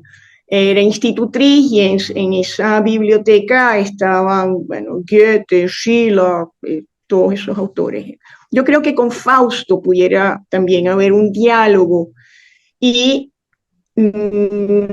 quizás no sea casualidad, el segundo nombre de Ida era Margarita. Y Margarita pues es creada por Mefistófeles y Margarita padece locura. Entonces quizás haya allí algún diálogo con el Fausto. Y también en el caso, quizás con la novela de Novalis, Heinrich von Ofterdingen,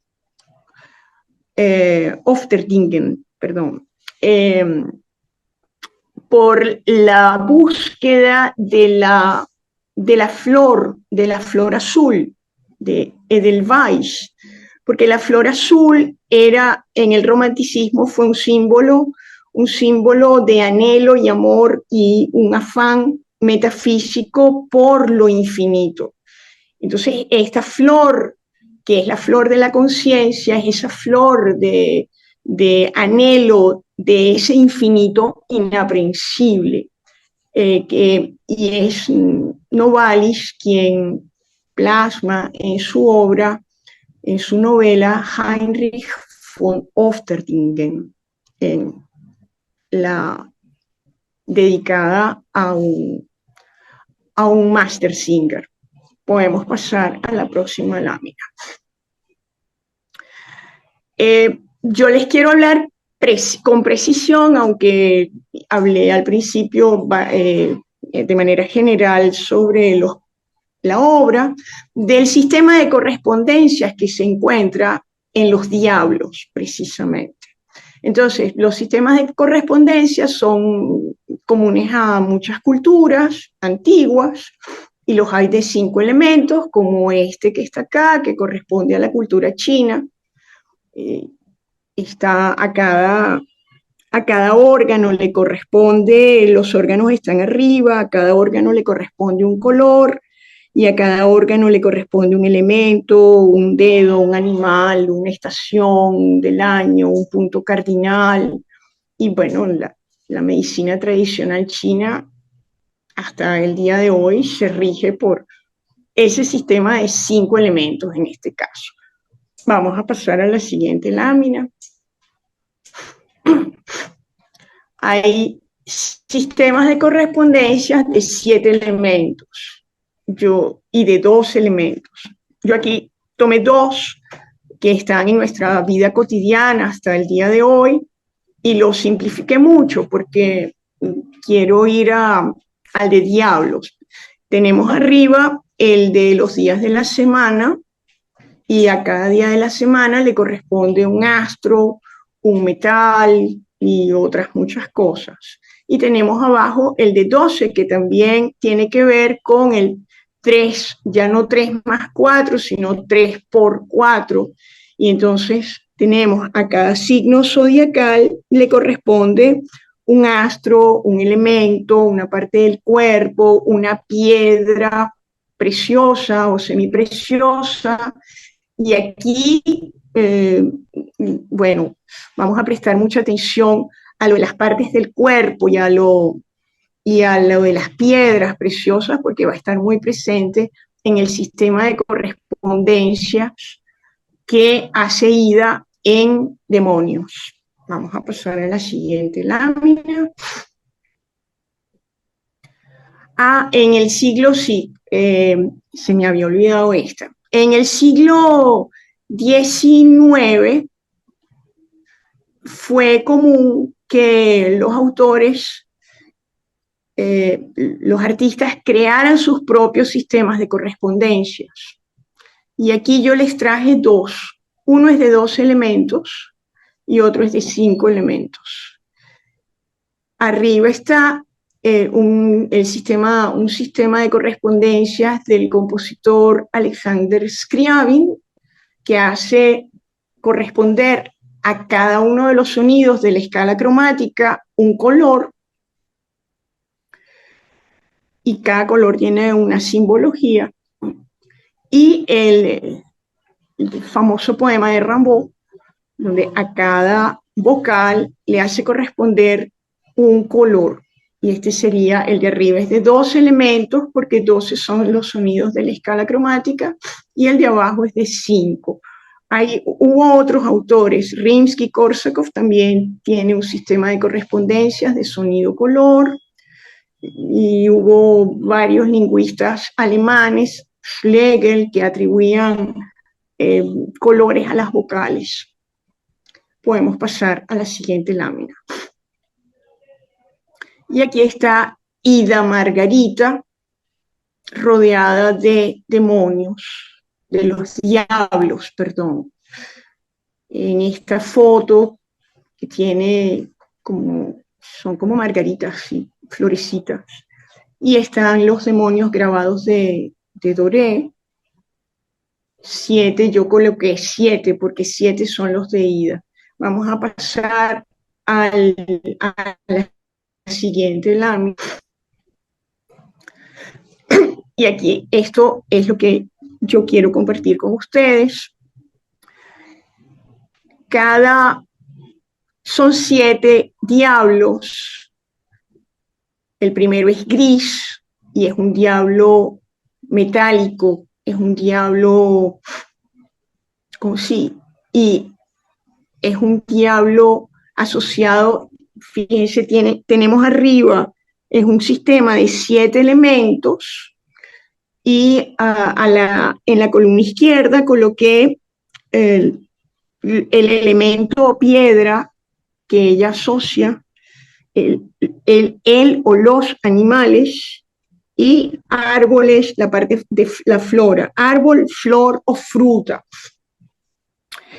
Entonces, el primer diablo, que es un diablo como muy, muy fugaz, es un diablo gris, metálico, asociado con el ratón, y arriba, si pueden, lo leo, tiene humo, todo además, todo gira en relación al color que ella escoge para ese diablo. Humo, ceniza, pizarra, zinc, metal, alambre, ratón. Todos los demás elementos giran alrededor del color. El segundo diablo es un diablo vegetal. Es un diablo, ya no es del mundo mineral, sino del mundo vegetal. Ya hay vida, pero es una vida vegetal. Y ese diablo, bueno, el gris no tiene representación de árbol, ni de flora, ni de fruta. El vegetal tiene las piedras jade, berilo y esmeralda. Todas son piedras verdes. Y el demonio perico lo llama, pero es curioso porque ella lo llama demonio perico en el ángel, no en el diablo. Y en la parte de diablos lo asocia con oruga y rana. Todas son partes del cuerpo, además, pero la tabla se me iba a hacer demasiado grande y no iba a poder, la letra demasiado pequeña. Son partes del cuerpo que están asociadas a los animales asociados con partes del cuerpo.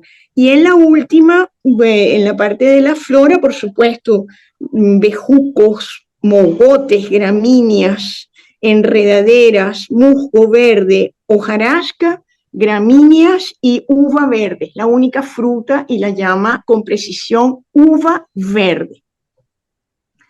El tercer diablo es un diablo rojo.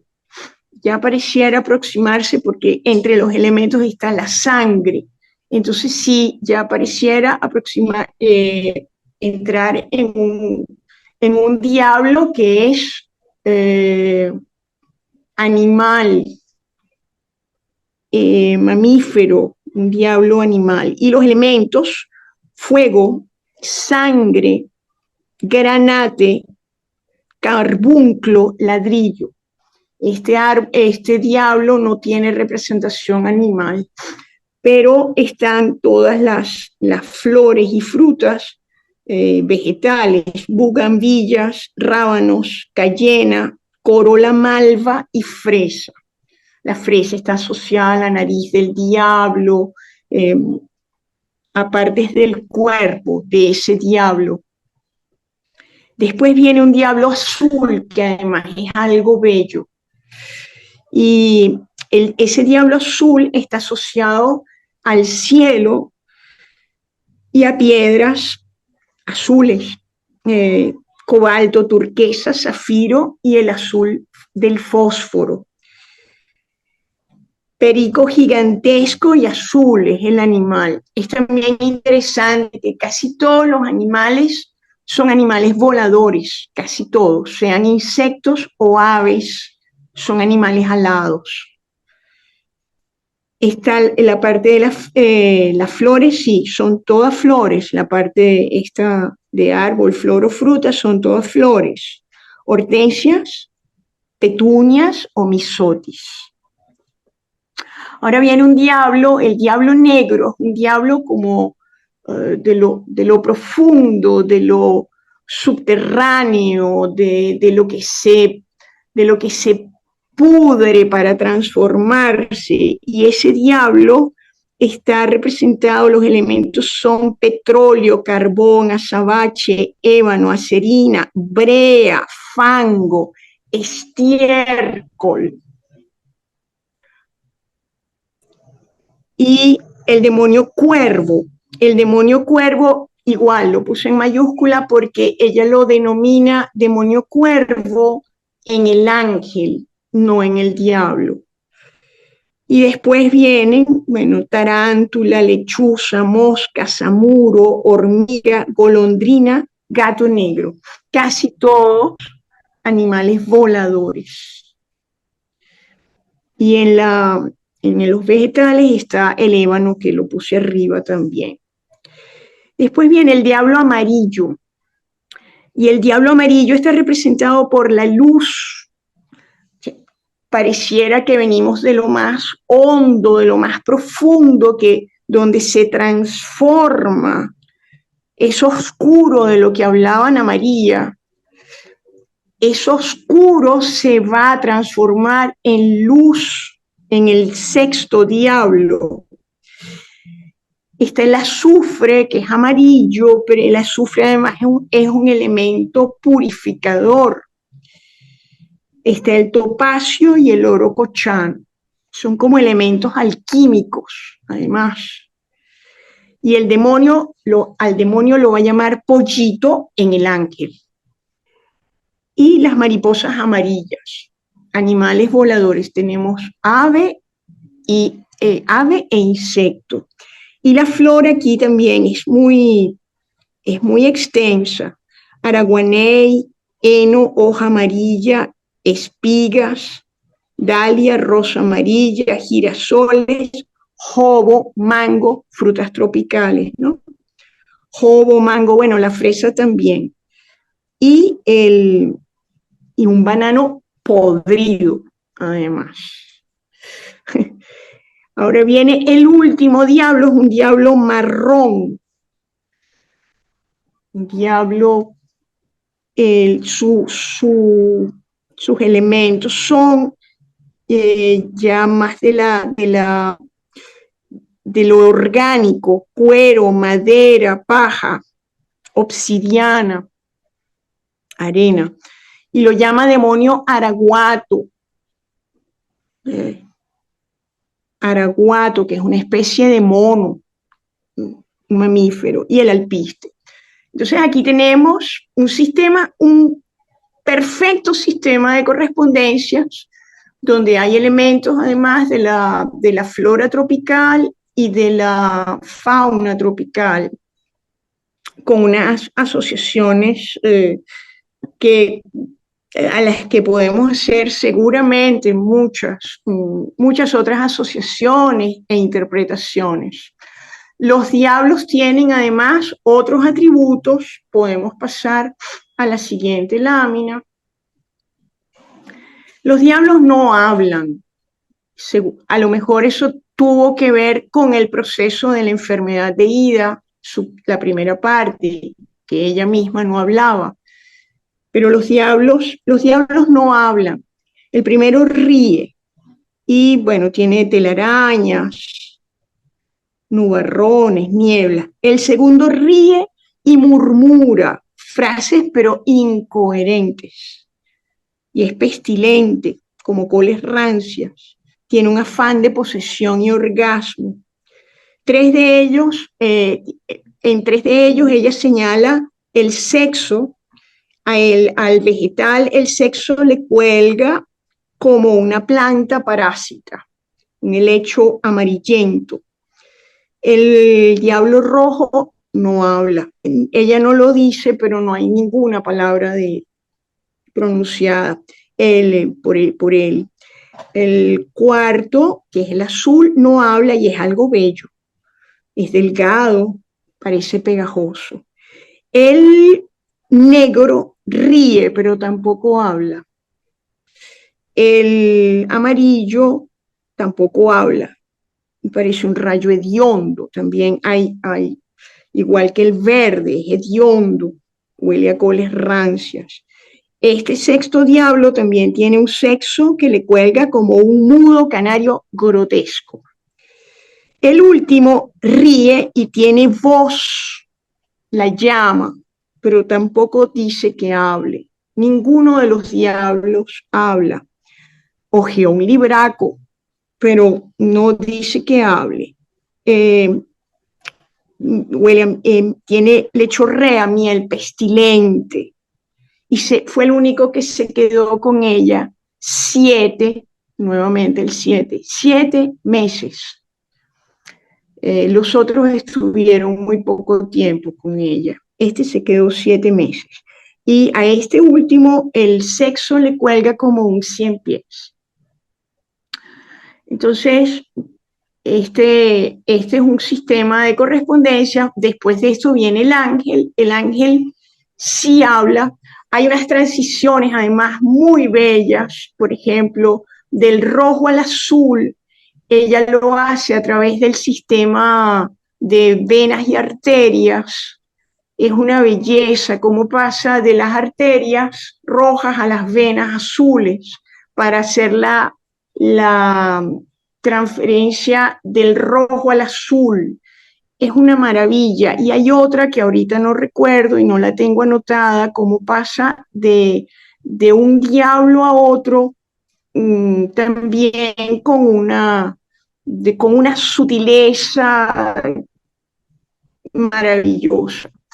Entonces, bueno, hasta aquí este sistema de correspondencias. Después viene el diablo que habla, que sí tiene alas, pero no son para, es un ángel humano. Podríamos hablar muchísimo más de esta obra, pero realmente yo lo que quería destacar era lo del sistema de correspondencias en los diablos. Muchas gracias. Muchas gracias, mi querida Belén. Qué gran hallazgo. La verdad que ahora, mientras usted exponía, yo iba recordando en el libro y, bueno, fascinante es ese sistema de correspondencia. Y yo le quería hacer una pregunta a usted, que fue amiga de Ida.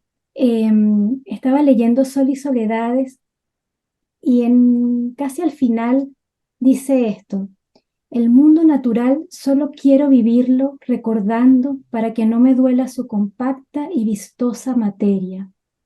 Eso no le ocurre a ningún alma. Quieren, por ejemplo, vivenciar el otoño, tocando sus hojas berbellones. Yo, en cambio, prefiero no contemplar sus ramillas rojizas y sus arbustos gualdas. Quiero memorizarlo, y entonces el otoño es como un oro antiguo o como un fino fuego. ¿Y qué le recuerda a usted o cómo se diría, cómo enlazaría usted ese fragmento con la personalidad de Ida? En alguna anécdota tal vez que usted recuerde, porque se siente como una persona muy sensible, ¿no? Muy sensible a los estímulos. Ella lo dice en una carta que estuve repasando en la biografía que escribió Gabriela. Ella dice en una de las cartas sobre su enfermedad, dice: de la cabeza parece que no estoy tan mal, el problema es la sensibilidad, la tengo, no recuerdo, deshecha, destruida, por esa inmensa capacidad de una sensibilidad extraordinaria. Y mientras usted leía, yo sencillamente me ericé, porque yo siento lo mismo que Ana María. Yo siento muchas dudas cuando la leo y he tardado muchísimo en tratar, en compartir algo de lo que veo o siento, porque y probablemente sea por lo que dice Ana María, porque cada palabra nos dispara a un mundo infinito, a un cosmos. Cada palabra es esa guirnalda, cada palabra es un cosmos, cada palabra es una metáfora que nos remite a otra y a otra y a otra y a otra, inconmensurable y quizás es eso lo que a mí me crea, bueno, por esa maravilla podemos leerla y releerla y encontrar siempre múltiples significados, lecturas, relecturas, y bueno, y no tener certeza. Yo no tengo certezas como Ana María, no tengo, lo comparto, me arriesgué esta vez a compartir esto con ustedes, pero bueno, ahí está, no lo sé. Tal vez esa es una de las razones por las que no ha sido tan visibilizada Ida. Puede ser por su complejidad, puede ser abrumador, ¿no? Para los críticos literarios, tal vez, ¿no? Bueno, es una idea. Pero yo creo que todos y todas estamos de acuerdo que realmente Ida es inagotable, es profundísima y bueno, merece toda nuestra atención. Y la idea de este homenaje también es traerla a la palestra, traerla al protagonismo que ella merece. Y bueno, yo les agradezco a todos y a todas estas fantásticas ponencias, estas exposiciones, estas reflexiones y pensamientos en torno pues, a nuestra querida Ida Gramco.